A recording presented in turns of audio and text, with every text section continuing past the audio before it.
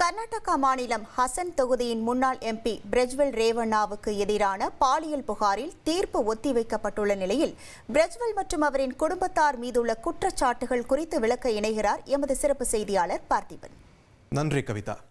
நேர்களே, கர்நாடக மாநிலத்தில் தொடர்ந்து பல்வேறு பவர் சென்டர்ஸ் உருவாகி இருக்கிறது அப்படின்றத நம்ம செய்திகள் அடிக்கடி பார்க்கிறோம். உருவாகி இருக்கிறதுன்னு சொல்றதை விட காலங்காலமாக இன்னும் தொடர்ந்து கொண்டே இருக்கிறது என்பது சொன்னது தான் பொருத்தமாக இருக்கும். ஏன்னா 80கள் 90களில் தமிழ் சினிமாவில் நம்ம பார்த்த இந்த பவர் சென்டர்ஸ், ஒரு குடும்பத்துக்கு கீழே ஒரு ஒட்டுமொத்த ஜில்லாவே கட்டுப்பட்டு நடக்கக்கூடிய காட்சிகள், இதெல்லாம் சினிமாவில் பார்த்து பழகிய இந்த தலைமுறைக்கு கர்நாடக மாநிலத்தில் இன்றைக்கும் அந்த சூழல் இருக்குன்னு கேட்கும்போது கொஞ்சம் அதிர்ச்சியாக தான் இருக்கும். தர்மஸ்தலாவில் இப்போ நம்ம பார்த்துட்டு இருக்கக்கூடிய விஷயமா இருக்கட்டும், இல்லை போன வருஷம் ஹசன் விவகாரத்தில் நம்ம பார்த்த விஷயமா இருக்கட்டும், இது தொடர்கதையாகி கொண்டிருக்கிறது.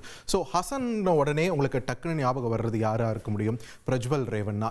இந்த கேஸ் அவ்வளோ எளிதில் யாராலையும் மறந்துட முடியாது.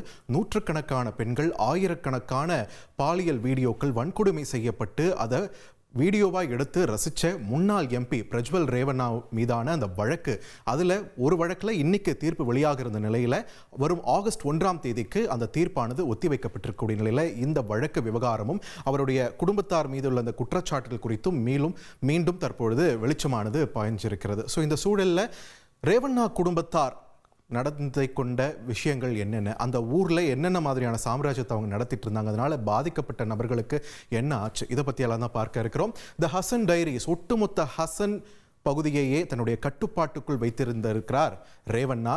முன்னாள் பிரதமர் தேவேகவுடாவின் மகன், அவரே ஒரு எம்எல்ஏ. அவருடைய ஒரு மகன் மூத்த மகன் பார்த்தீங்கன்னா எம்எல்சி, மேல்சபை உறுப்பினர். இளைய மகன் பார்த்தோம்னா முன்னாள் எம்பி, மனைவி முன்னாள் பஞ்சாயத்து தலைவர், தம்பி முன்னாள் முதலமைச்சர். இப்படி ரொம்ப ஒரு பவர், அதிகாரம் இருக்கக்கூடிய ஒரு குடும்பம், அதிக செல்வம் இருக்கக்கூடிய குடும்பம். தன்னுடைய அதிகாரத்தையும் பணத்தையும் எந்தெந்த விதத்திலாம் பயன்படுத்தக்கூடாதோ அந்தந்த விதத்திலாம் பயன்படுத்திய ஒரு சூழலை தான் இந்த கேஸில் நம்ம தொடர்ந்து பார்க்கிறோம். அப்படி குடும்பத்தில் இருக்கக்கூடிய 4 பேருமே ஒரே நேரத்தில் பல்வேறு வழக்குகளை சந்தித்த ஒரு தருணத்தை அவ்வளவு எளிதில் நம்மால் மறந்துட முடியாத போன வருஷம். அந்த வகையில் முதல்ல பிரஜ்வல் ரேவண்ணா, ஹசன் தொகுதியுடைய முன்னாள் எம்பி, சரியா தேர்தல் நேரத்தில் இவர் சம்பந்தமான அந்த பாலியல் வீடியோக்கள் எல்லாம் வெளிச்சத்திற்கு வந்தது. கிட்டத்தட்ட 2900 வீடியோக்கள் வெளியாச்சு.